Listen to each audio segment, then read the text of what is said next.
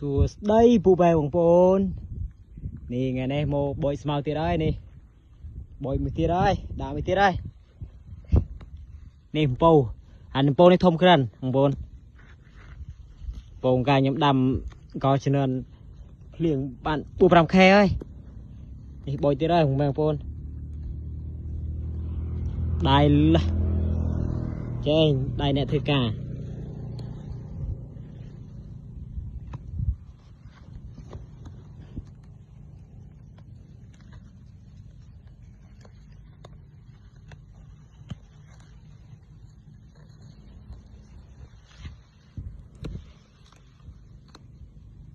đi lò đây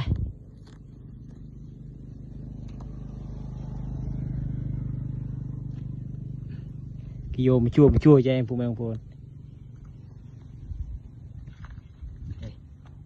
vô na smart na đây ra thông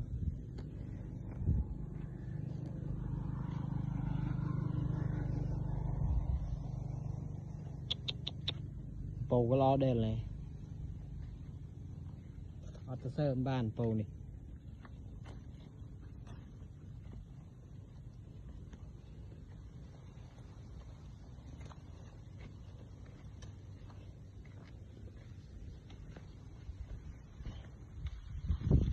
nhưng vô anh đây kiên rong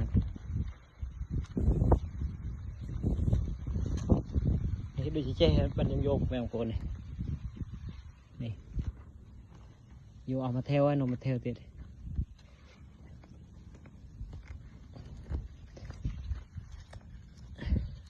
cái cá nghe nhom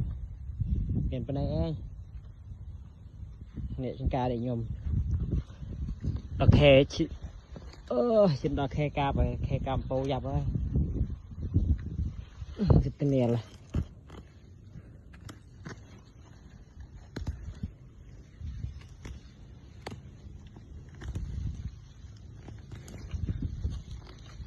đây em đợi bôi ở rô này làm lo để giật bành làm tựa bự của mèo phố này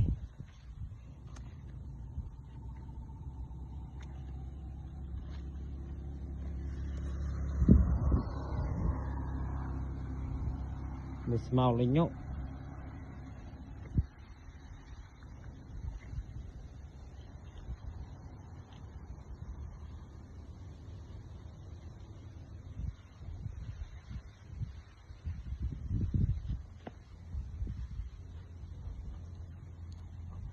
ปูออลปู